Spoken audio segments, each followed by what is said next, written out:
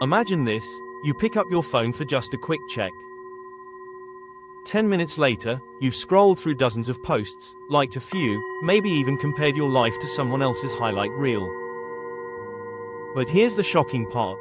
Your brain has already undergone chemical changes, subtle rewiring that you don't even notice.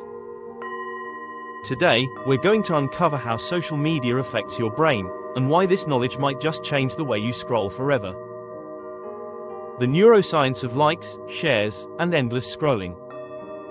Why social media can feel addictive, yet leave you strangely empty. The hidden impact on memory, attention, and emotional health. And most importantly, practical tools you can use to take back control. What you're about to learn will change the way you see yourself, your habits, and even the way you connect with others. Let's start with the chemistry of craving. When you see a notification, your brain releases dopamine, the neurotransmitter linked to reward and anticipation. It's not the like itself, but the anticipation of it, that hooks you. Psychologists compare it to a slot machine. You never know what's coming, so you keep pulling the lever. A study from Harvard found that self-disclosure, talking about ourselves online, activates the brain's reward system just like food and money. Social media companies understand this deeply. Their design, red badges, infinite scroll, algorithmic feeds, is crafted to keep you chasing that next dopamine spike. Think of your brain as a sailor steering through foggy seas. Every ping is like a distant lighthouse. The question is, are you being guided safely to shore, or endlessly lured into circles? Now, let's talk about social comparison, a concept first identified by psychologist Leon Festinger. On platforms where people showcase the best fragments of their lives, our brains fall into what's called upward comparison. Here's a story. A young student once shared with me how she felt inadequate scrolling through Instagram. Her friends' vacation photos, success stories, and relationships made her feel as if she was falling behind. But when we looked closer, she realized she was comparing her behind the scenes with their highlight reel. Neuroscience shows these comparisons activate brain regions tied to self-worth and stress. The result? Lower mood, reduced life satisfaction, sometimes even symptoms similar to depression. It's like sailing while constantly comparing your boat to another. You forget to notice the strength of your own vessel. Every scroll is training your attention span.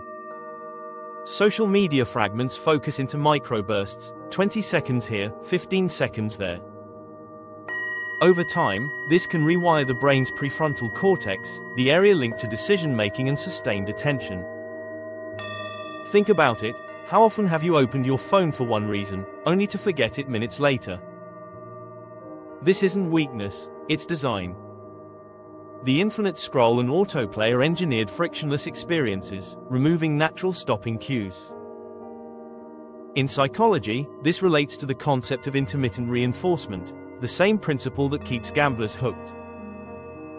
Attention becomes scattered, like a sailor drifting without anchor, at the mercy of each wave. But the effects go deeper. Social media also impacts emotional regulation.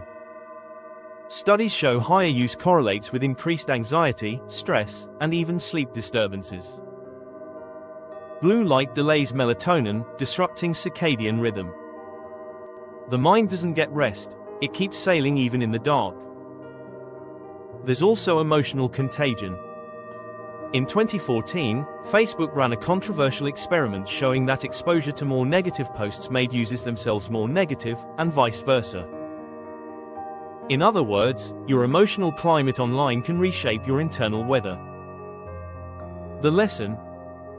Be mindful of the waters you sail through, because moods, like waves, are contagious. Now comes the most important part. What can you do? Set intentional anchors. Use app timers or keep your phone out of reach during focused work. Curate your feed. Follow accounts that uplift, educate, or inspire, instead of triggering comparison. Practice digital detox.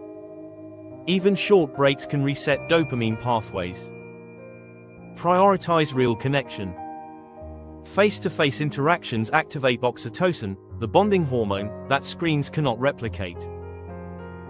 Rebuild attention. Practices like mindfulness meditation strengthen the prefrontal cortex, the brain's anchor in stormy seas. Remember, social media is not inherently bad. It's a tool. The key lies in whether you're steering the ship or letting the current decide your course. So, what have we discovered? Social media affects the brain through dopamine loops, comparison traps, hijacked attention, and emotional contagion. Yet, by becoming aware and setting boundaries, you can transform your relationship with it from one of control to one of choice. What you're about to take with you is simple: awareness is the anchor.